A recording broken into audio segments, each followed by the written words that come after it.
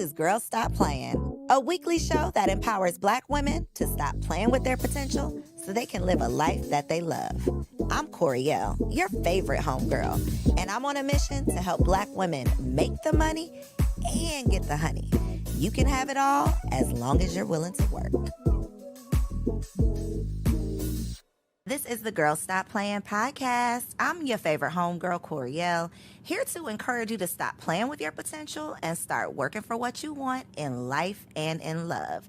You already know that I'm bringing you the information and the conversations to help you make the money and get the honey. You can have it all as long as you are willing to work. And we have a special working woman in the building. We got my girl Ardre Orie in the studio. Hey. Fabulous woman in white. Listen, your branding is so tough that your girl had to find her own cream to wear, okay? We had my show, but I said, I'm going to match my guest I love it. today. And you look fabulous. Thank you. So Tabo was asking me, like, who's this next guest? Like, tell me about her. And I didn't even know where to begin because I am just getting caught up with the evolution of Ardre Orie. We go way back. Way back. To several lifetimes ago. I feel like at this point. Yes. But talk a little bit about who Ardre Orie is in this season. Yes. And then we're going to go back. Yes. And I love that question. First of all, thank you for having me. We do go way back, so it's a pleasure to be here. In this season, I am, first of all, authentic. And I think that that's something that I have been chasing for so long. You know, in life, you evolve, and so you're constantly trying to figure out who you are. So first and foremost, I know who I am today. I am a writer, and in that encompasses writing screenplays, TV series, film, books, of course, a ghostwriter. And then I am a multifaceted entrepreneur. And so under that umbrella, there are writing retreats. There is an independent publishing house. There is also a company that creates luxury accessories for travel. So that is who she is. Is that my bag that I got today? It is. Tell us the brand name, tell us about it, and then I will show y'all. Y'all will get to see it. Okay, absolutely. So the company is called Crown Avenue, and literally, just as a storyteller, you kind of need an outlet. Whatever it is that any of us do, I feel like you need an outlet.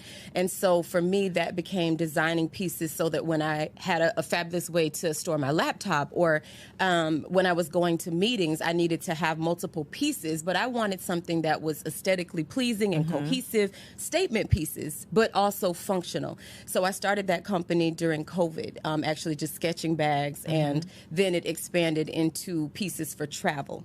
So I love them now. I make my family, which I am a wife, happy wife of 21 years, mother, and I have my family carrying my pieces everywhere as well. Yes, and I'll be carrying your pieces as well. I love it. So one of the first things that you said is just that you are authentic now, and you have like fully stepped into who Ardre is. Yeah. At the beginning of the new year, I was like, I'm not making a New Year's resolution, but what I kept saying to myself was, I'm going to be all of me, like the fullness of me. And I still haven't really figured out what that means. Right. But what led you to figuring out like who is Ardre? Because so many people struggle with that, and we end up chasing who we think we should be or who we think people want us to be, and then we're not fulfilled. Right. I got to this place literally by trial and error, and I feel like, you know, people are always looking for an answer. How do we get there? You get there by stumbling. You get there by being uncomfortable. You get there by continuing to live, you know, each and every day. I really feel like life and who we are supposed to be, how we're supposed to show up, it's kind of like, you know how when you're listening to any of the streaming stations and they play a song, right, in an effort to create a playlist. And so you can either thumbs up or thumbs down that song.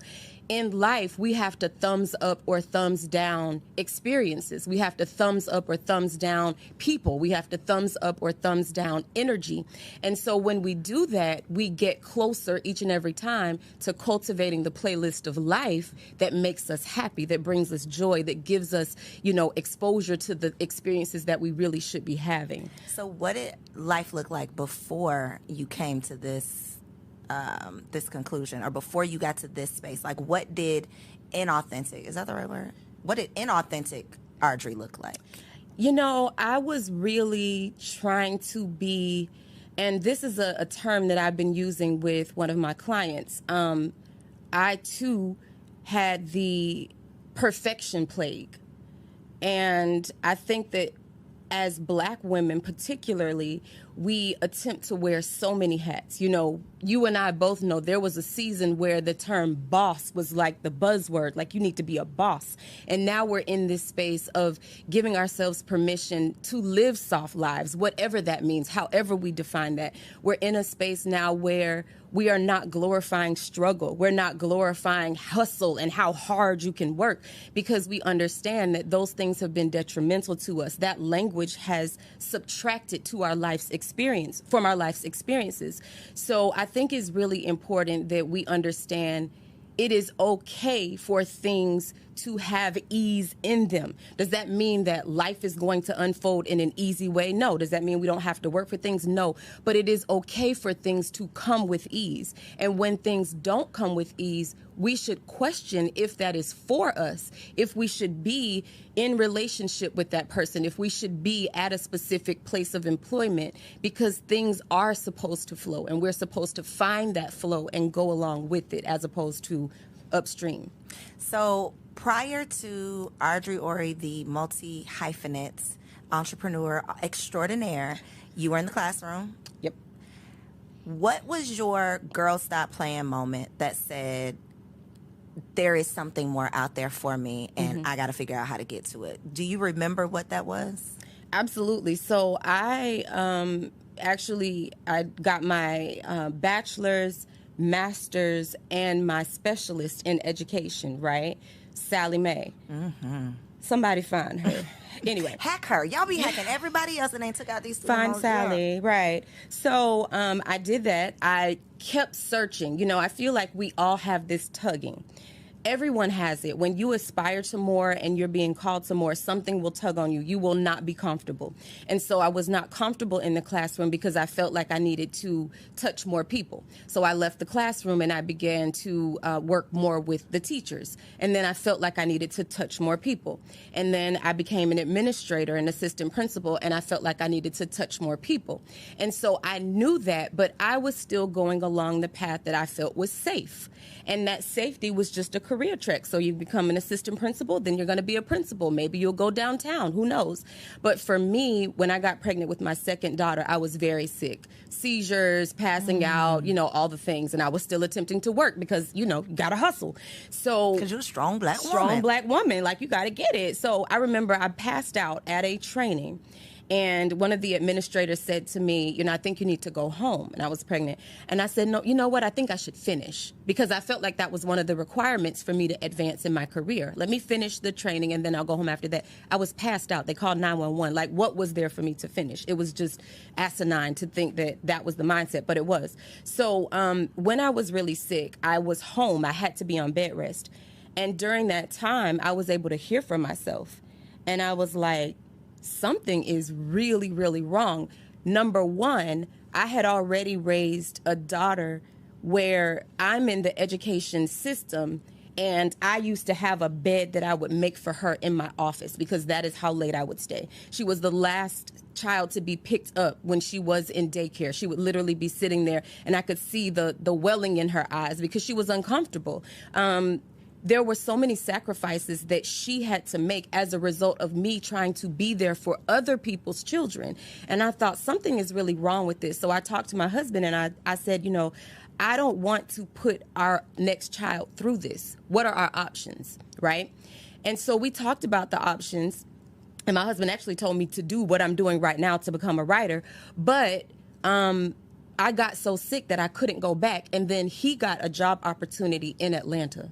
So I had to leave. So I was kicked out. That moment was me being forced out. It wasn't because I was just so brave and decided to do it. I was forced out. You were forced out. And I think that God has a funny way of getting in your face. Yes. And like you know, something is gonna keep eating at you. Something is gonna you can run, but it's gonna chase you. It's gonna follow you, and you're not going to feel fulfilled until you truly figure it out. And it could be several iterations, it could be several versions, but you know, several drafts. Right. We got a writer in the building. You like what I did there? Hello. Several drafts before you finally get, you know, to the finished product. And I think so many of us get caught up in that initial draft, or I can relate to the feeling of, okay, I know that I want something more beyond this classroom, so let me go back and get another education degree. Of course. Let me figure out how I can work for a textbook company. We Right. are like living Wearing in this little blinders. box based on the degree we got or based Right. on the career track.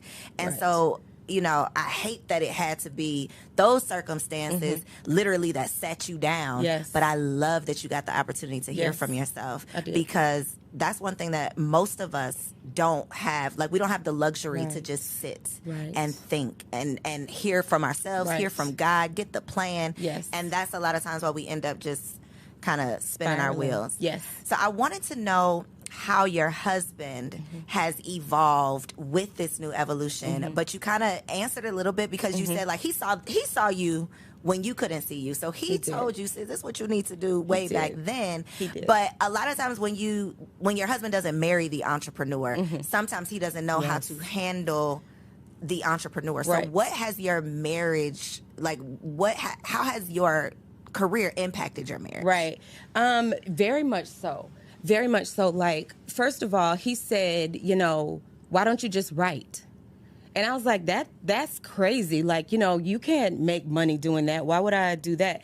And the first problem is that I associated self-worth with my ability to generate an income. So that was barrier number one. Well, how do you not do that, Ardre? Help me right now today. How do you just decide that does not define you? me? I feel like it's a must in entrepreneurship because of the fact that there are so many ebbs and flows in entrepreneurship, particularly when you begin or if you're trying to figure it out. And if you believe that what you're doing is only good based on your ability to generate an income, you have an immediate problem, because your will to do it has to go beyond compensation, or you will give up. You will give up. There's no way to keep doing it. Also, in entrepreneurship, money is not predictable in the beginning. When you're launching a business, some people, you know, there are those people who in the first however many months or whatever, they're super profitable. That was not the case for me. I struggled tremendously to be profitable. But what I also learned is that you have to recognize when you're on fertile ground versus not. And that could be just a step to the left or to the right. You know, you have to be willing to do that, but you need the space to be able to figure those things out. So I had not come from a space of entrepreneurship. I had not seen entrepreneurship in my home, nor had I seen a marriage in my home. So those were two things that I was trying to figure out on the fly. But for my husband, you know, he encouraged me to write. We made the decision to live off one income. That alone, and I don't want to say for Black families, I can only speak about us, but what I do know is that a lot of our married friends were not doing that. There were not a lot of people that I could talk to who were trying to structure their lives on one income. So then that meant in me trying to launch my business with literally the $144 that it took to incorporate at the time, I had to figure out how to bootstrap and generate income.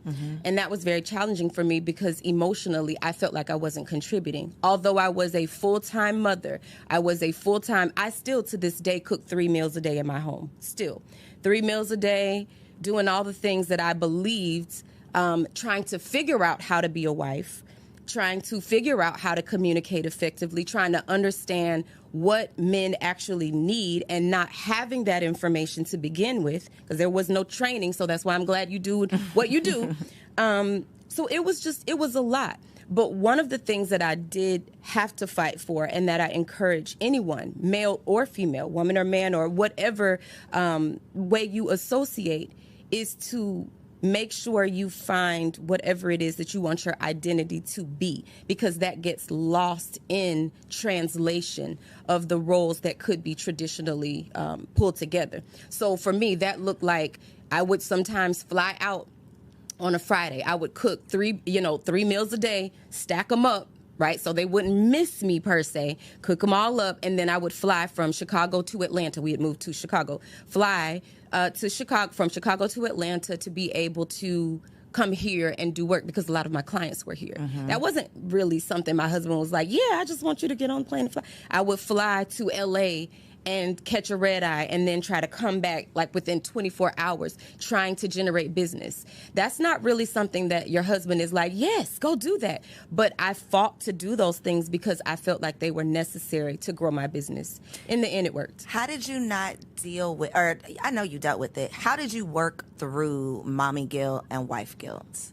Because for women who have these strong desires, a lot of times that can stop you in your tracks because you literally just cannot deal with I'm missing out on this part. And also, to your other point, you don't want to be everything to everybody else and then your own family misses out on the fullness of you. So how do you balance that part of it?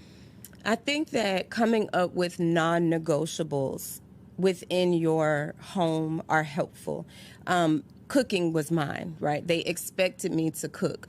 I remember a time when I was living in Atlanta, I went to an event and I got home really, really late. I can't remember why the event was happening. And so one of our sorority sisters was actually with me. She was staying with me. And so we came back in and my little one was up and she was like, can you make me some pancakes? It might have been like midnight, 1 a.m, something. And I was like, absolutely.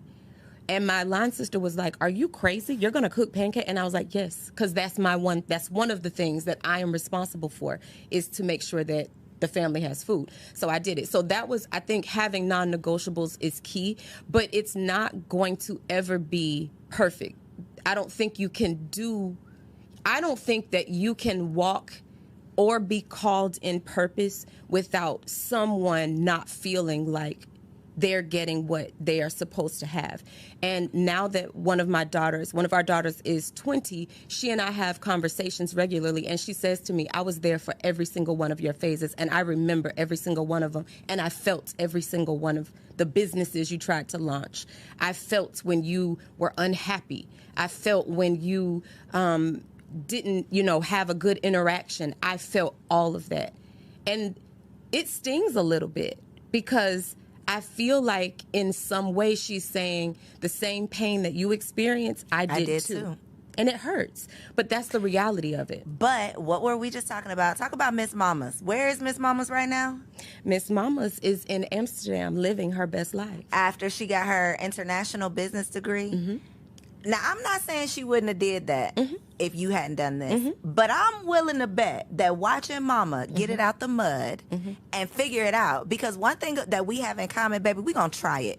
We're going to try it. We're going to do it. We got the T-shirt to remind us that we did that shit. We're going to try it, and we're going to figure it out. Right. And having a child witness that my mommy is not going to give up. Right. She's still going to have that same fire in her for the next thing, even if the last one didn't work out. Yes. She has that in her just based on watching you do it. So don't feel too bad that she got, drugged with you when you was getting it out the mud. She did. But she is going to be just... not even going to be. It's already in her. It's in her. So she's reaping the benefits and the rewards of that. She absolutely is. And it's the type of, if I could go back and do it again, I actually wouldn't change it, because I think that it's very important for women to see women doing all kinds of things. So you see, and I asked her, I said, did you see me as a soft wife? Did you see me as an alpha woman? Was I hard in the house?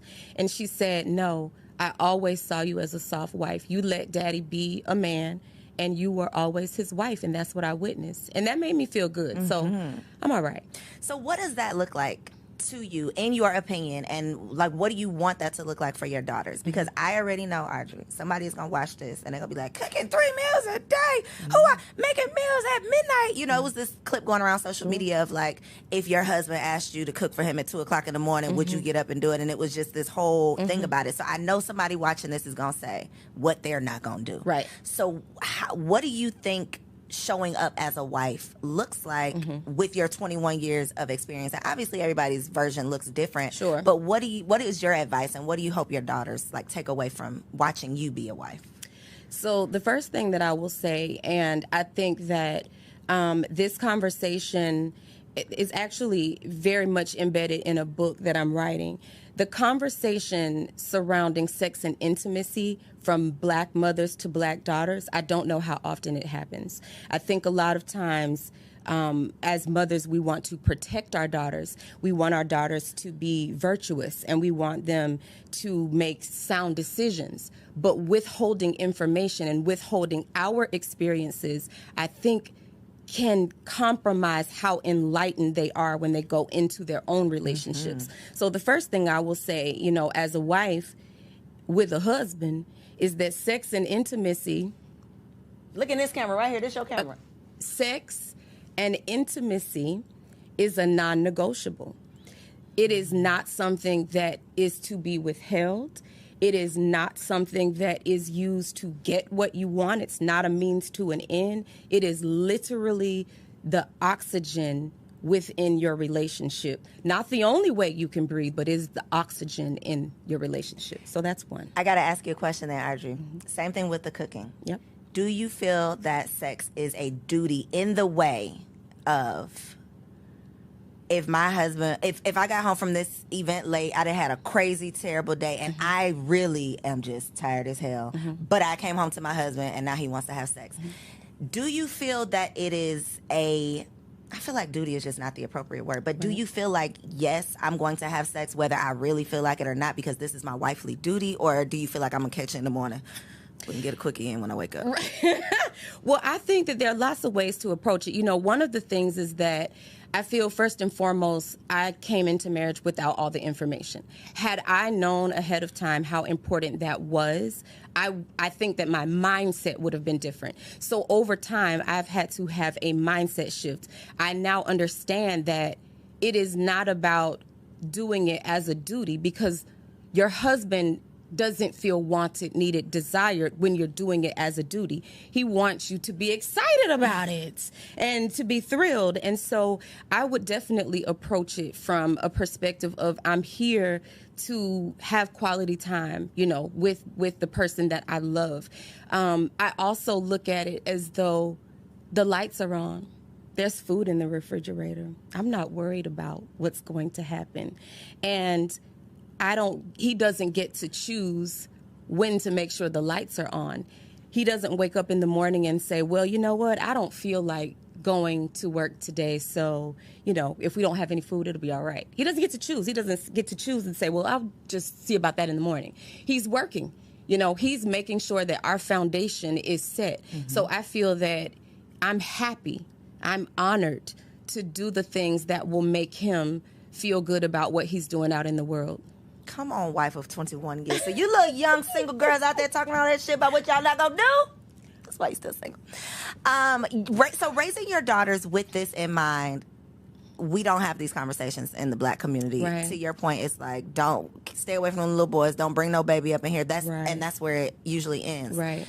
How do you navigate the line between teaching them the importance of sex and intimacy in a marriage versus the sexy red culture that we live in? How, like, raising a little girl in this world, I just cannot imagine. How do you navigate that part of it? Right. Well, first of all, you know, I acknowledge the fact that they have access to the information, whether I want to provide it to them or not. You can watch anything on Netflix. I mean, my daughters give me the Netflix recommendations. They're like, oh, you need to catch this show. And I'm like, you watch that? You know, and I thought that I was saying, well, don't watch this, don't do that. And I realized they're going to have access to the information. So our conversations are very candid. Our conversations, to the point now where my daughter, the one that is 20, it's not even uncomfortable anymore. We talk about everything. And the same thing with our daughter that's 14. We have those conversations. We talk about intimacy, and that's the way that I word it versus saying sex. We talk about intimacy because intimacy is what is shared between people who care for one another. Sex, you know, anyone can have sex. Intimacy is what we're all after. And it is human for people to do that. You know, this is as human as it is to open your eyes in the morning. That is how intimacy should be and should be talked about. It is not a bad thing. It is not taboo, particularly when it is shared between people who have made the decision to be committed to whatever relationship parameters or boundaries they've set. So 14-year-old daughter turns 16 and she comes to you and she says, Mom, I really care about XYZ boy that I'm dating. What is your advice? I would really want to talk to her about timing. I would really want to talk to her about the way that she is going to go about making those decisions. Because what I also know is, as much as I would like to say, wait, she might or might not. I'm not okay with her not waiting. I don't want to say that I'm like, oh, yes, just go do it. That's not the case at all. What I do want to be, though, is realistic about what is happening in life and what people are doing.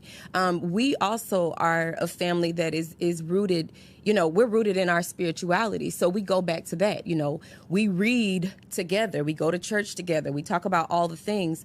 But I would really just ask her to continue to talk to me about making the decision. Let's have multiple conversations about it. Let's role play about various scenarios you could be in. Let's talk about what happens on a date. Let's role play, like pretend I'm the guy. You tell me, and I will say different things. We would go that far to that extent because I just want them to be prepared. I don't want them to feel like, wow, we've never even encountered this decision. And now I'm on my own trying to figure this out with a 16-year-old brain. Right. It's tough. It's hard. Tough. It's hard. Do you feel like you are raising your daughters to be wives? Absolutely. Absolutely. If that's what they want. So do you, because again, part of the conversation is, you should aspire to become a wife. We should be raising our, Black women, we don't raise our daughters to be wives. We tell them to go to school, get a degree, don't ever need a man, that part. Right. So, do we need to start encouraging our daughters to get married, but then also not wanting our young girls to feel like they are worthless if they're not a wife? Right. How do you balance that part of the conversation? And also, are you planning to encourage them to explore commitment, marriage younger? Because you got married pretty young. Is that something you would encourage them to do or no? Well, our oldest daughter is actually in a relationship. She brought a young man home for the holidays, and they very much, enjoy each other. So we talk a lot about marriage and the prospect of it. And I share a lot about communication. I share a lot about, it's great to feel strong, but to also find softness. I share a lot about the things that I would have changed, or the things that I would have tried to grow in, the areas I would have tried to grow in sooner. So I'm very open about those things, and I share those because I want her to build her own perspective as far as what she wants to be in a marriage, if that is what she chooses to do. I don't force marriage on them.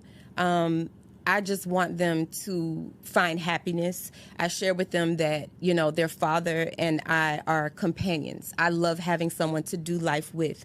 I love knowing that once they leave the house, like we have two that have already left the house, and one that will leave the house, that I have a friend, God willing, that will still be there. And we look forward to doing things together. I am a girl who will go to the movies by myself. I will go to out to dinner by myself. I really enjoy my own company. And I share that as well, that you have to be okay with you first. Because if you're not okay with you first, then you're going to be leaning on that person to be something that they really shouldn't be responsible for being. So I share, in both ways. But I am hoping that they will see, because I think that you learn more by what you see, versus what someone says, what being a wife could be for them. How important is it showing your girls friendships? Because I know you are a girl's girl. I feel like you're a girl's girl. I know. I think so. I think you have quality friendships. I think that they've probably seen up close and personal what a friendship should look like. Yeah. How do you navigate that part of it with teaching them like that friends are important, showing them what friendship should look like, but then also the self-love aspect too, because Right. that's a conversation I think that starts too late in life. Right. Yes, for sure. Well, I have friendships that have lasted a really long time. And so I think I share with them the quality of friendships are better than the quantity.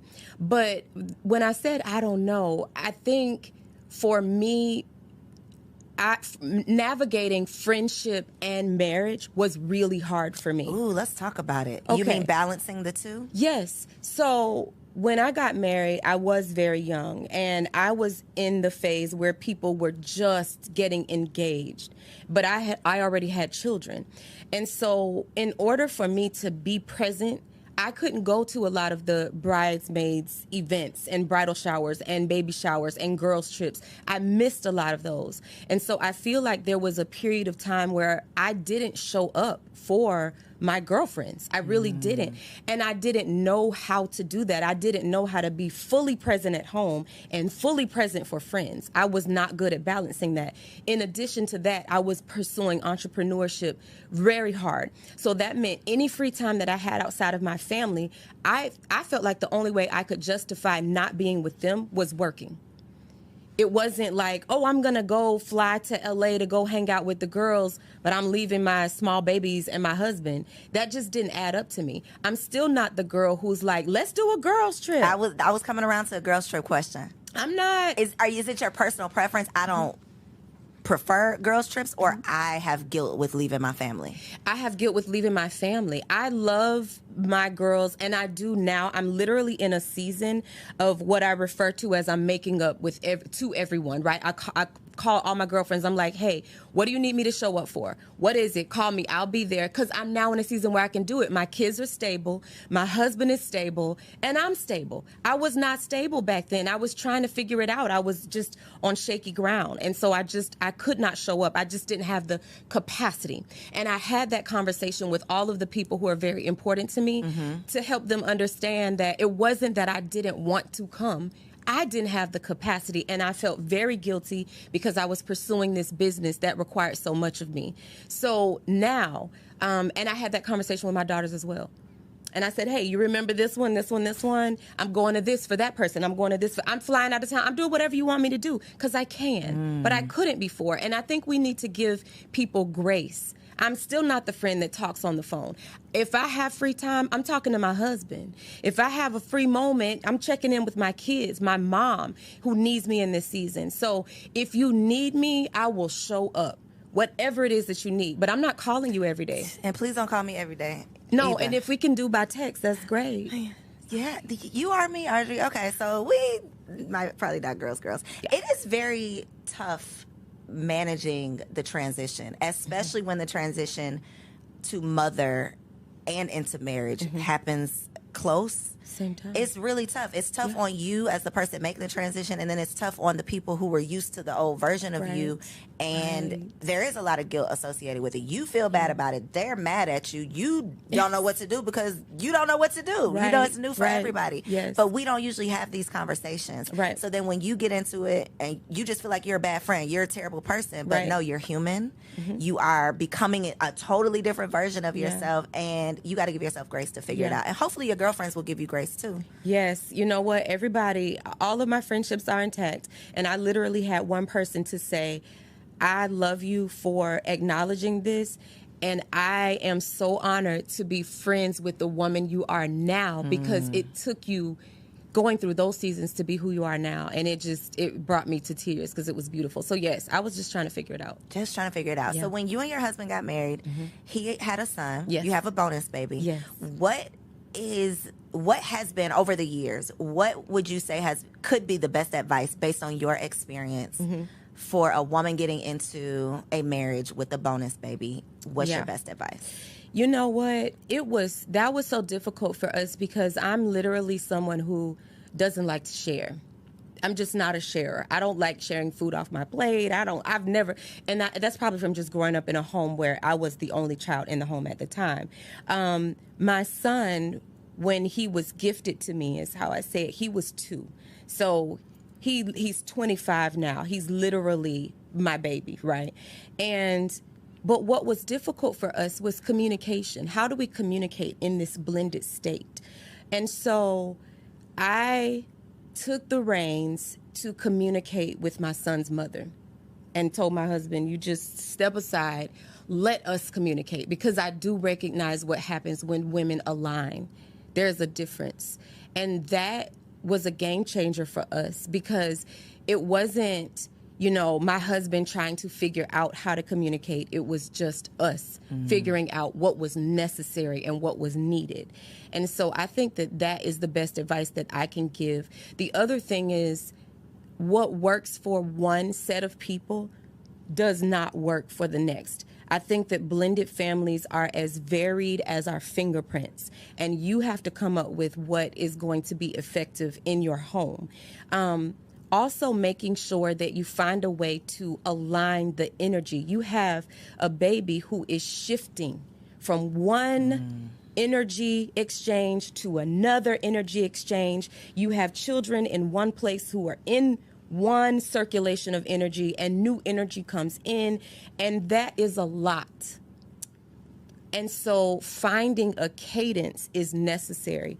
Talking up front about the non-negotiables, talking up front about the things that make you feel insecure, because I think sometimes we put pride in it, and so we are ashamed to say, you know, now I'm trying to see if is this over, or like, are we good? What y'all really doing at the drop off? You know what I'm saying? Like, and so you have to be upfront about those things. And we had to put ego aside. It has been a long work in progress. And the other thing that I will say, especially to people who are mothers of babies who are bonuses, the child feels everything. And it is so important that if you love that baby, that you make sure you protect and shield them from your own stuff, from the stuff of that child's parent, from your own spouse, and build a rapport. And so I explained to my husband, not that I ever expect that anything will happen to us, but had it, or if it did, my relationship with my son is so intact that that's your baby. He's my baby. I think that we get a lot of advice, parenting advice, mom content for mothers of young children. Right. That's usually what the conversation is. And I don't think that there's a lot of support or resources or conversation for empty nesters or just adult children, you know, that transition. Yeah. What would be, I guess, your advice based on like 2 years in? Well, technically, you got 25. 25, yes, and then we still have 14 in the house, but she's grown. Yeah, basically. But how is that transition from, my oldest is 2.5. So give me some advice on, like, I know it don't get easier, so you don't have to say that. I have heard that enough. We know it's not going to get easier, but, like, help. You know what? I beg to differ. I think that it does get easier because, you know, as your children matriculate, they become more independent if you train them to do so, right? So my husband and I have really, I mean, our friendship is just on 100. And we have so much fun. And we have so much fun thinking about when our daughter's not in the house. Whenever my mom comes and she stays with us, you know, we're like, child, we out of here, you know? So I think that you have to build your friendship. Everything else is secondary. You have to build your friendship. That has to be the person that you want to call first. It cannot be your girlfriends because they're not going to be in the house with you. You're going to be left to live with that person. I used to think all the time, you know, you would see people become empty nesters and then get a divorce. And it would be like, how can you be married for 20 years and then you get a divorce? But it's because you have nothing left. The kids are what make you have something in common.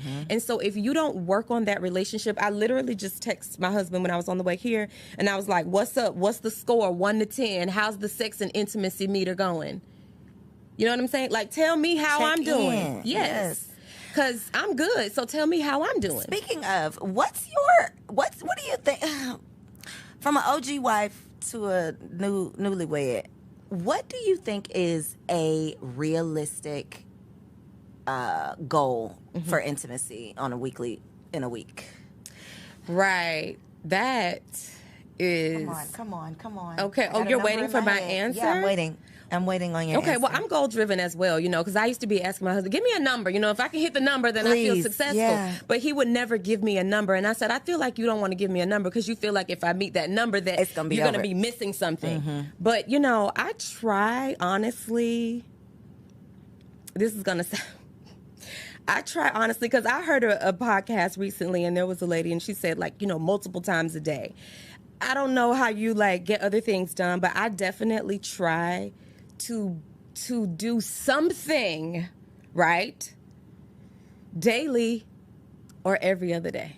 I try really hard. Well, we'll be cutting that out. Y'all will never see this clip because my husband is not about to put the pressure on me. That is not what you're supposed to say, Ardre. That's an off-camera answer. Damn, daily?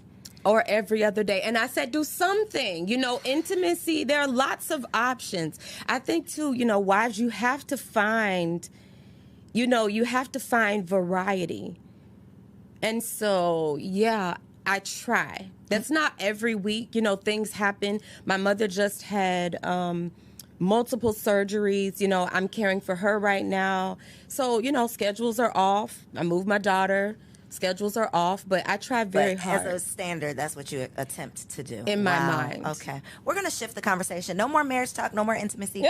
I want to talk about being a celebrity ghostwriter. Yeah. Because most of the girls who are entrepreneurs, who do any type of services, we would dream of doing whatever we do for a celebrity. That's ideal for most people. What has your experience been like working with regular folks and celebrity people? And what advice would you have for someone in any space that wants that type of client? First of all, if you want to work with celebrities, you have to be grounded in who you are. You cannot walk into a room and be so oh my gosh. You have to understand your talent and know your worth. I can't remember who it was, so I won't try to call a name, but someone said, they don't go into any business meetings thirsty because you always make decisions that are less than what you deserve. You'll accept something less than what you deserve. So I think the first thing is really being grounded in who you are. Whatever it is that your talent or skill or service, you need to know that you know that you know that you can do that and be willing to walk away from the table and opportunities that do not serve you or your career. So I think that's first. The second thing is professionalism. Sometimes, and it's not just, I hate the fact that, people say, oh, we're black business. No, it's not. Unprofessionalism happens in many different businesses owned by many different people. But I think that the level of professionalism always supersedes the fluff. And I think it's really important to do what you say you're going to do. We get so many clients who have been scammed. We get so many clients who were promised something that was never delivered. In my line of business, it takes a while to compose a good book. What's a while? A while can be, I've worked on books 4 months. I've worked on books 3 years. There's a book right now. And I work in the traditional publishing realm through my agent. And then I have an independent publishing house. In the traditional publishing realm, this particular client, what did she get? $1.6 million for her book deal? She did. We've been working on that book for almost 2.5 years. And so a lot of times people want to rush and hurry up and finish. But if that particular book, they believe in it and they invest in it and it's willing, they're willing to take that amount of time, I think that says a lot about the quality of what they're producing because they believe that the finished product will be worthy of their investment. So working with celebrities, I think is... it's great if you are willing to be in a capacity to be of service. If you're working with celebrities, you are not the celebrity in that space. You cannot come in as the celebrity if you're working with a celebrity. You're there to cater to them. I take that same mindset when I'm working with everyday heroes. I really don't treat any of my clients any different. I think that we're all important. We're all celebrities to someone. And so it is just important to me to make sure that people walk away feeling like I gave the very best that I could to them. How do you take on... I just feel like you would be a therapist and all of the things in my head of how this ghostwriting process has to work with people pouring their heart out to you, you learning all of the intimate things. How do you not hold on to those things? How do you not let that affect you personally? How do you maintain who you are without getting caught up in everybody else's stuff? Well, literally, when we hang up the phone, I take about 10 minutes and I debrief, and then I shut it off because I don't want to be any of that. Even if it's great, you know, I learn so much. I learn every day from my clients. I get great information and insight, but there is a lot of weight. There are a lot of heavy things. You know, there are lots of tragic things that happen in people's lives. There's a lot of emotional baggage. And I was raised by a counselor, so I know that my approach to it is very much therapeutic. I have people that call me all the time and say, I need to write another book just because I want to talk to you, right? But when I see the faces of my family, I don't want to transfer any of that to them. I don't want to give them anything that doesn't belong to them, that shouldn't be in our house. And so it literally shuts off. I've learned how to do that. Before, I would say it was a work in progress. I had to learn how to do it, but I have learned how to do that very well. So for anybody out there, you said you work with everyday heroes, the regular folks. Yes. Okay, so for the regular folks out there who might be interested in all of the things, because you do ghostwriting. Yep. Say it again. Say all the things again, Ardre. Okay. Because you do ghostwriting. You also do retreats. Absolutely. And then put the camera on Ardre so I can get my bag. So show the people. Okay. Okay, so you have ghostwriting. There is an independent publishing house, 13th and Joan Publishing House, and we publish books for everyday heroes. We have author coaching. We also have just publishing for people who have finished their manuscript and they just need it to be published. We do marketing because a lot of authors don't know how to market their books. They write them books and don't sell them. Then they don't have sales. So we do the marketing. We have an agency for that. And then we do the retreats so that if you need to get away and write, okay, we can do that. We're going to Milan next month. We have our summer writing retreats coming up. And then we have the bags that you can take along with you. So come on, the bags. Look, perfect segue. We have the bags. Okay, so this is Crown Avenue. I got to learn how to unbox like the girlies. Okay, right. So this is just... And that's you just... Yeah, hold just on. come... Yeah, there you go. Just rip it. Rip me out the plastic. I can act them brand new. That part. Okay, y'all. Hold on. It's coming, guys. The suspense is killing you. I'm sure. Ooh, I was wondering which one it was going to be. Okay, guys. Dun, dun, dun, dun. And that's for your laptop. She's fly. Yes, she is. Let's see how she works. Right. She's for your Come laptop. on with the red. All red interior for everybody. The intensified pink. Yes, right, exactly. Yes. Right. Okay. You see? Crown Avenue. Yeah. Fabulous. So where can they connect with you and where can they grab an accessory? Sure. So publishing, you want to write. That's 13th and Joan, 13THANDJOAN. Crown Avenue is CROWNE Avenue. Crown Avenue.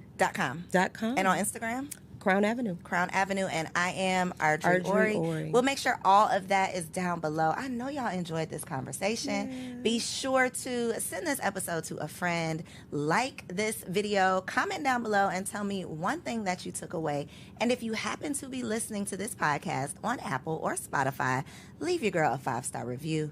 If it's not 5-star, keep it to yourself. Peace. So if you made it this far, I just know you loved that episode. Well, what you did not know is that we recorded it right here in ATL at Elevate Studios. Yes, your girl has her own studio, y'all, and it's not just for me.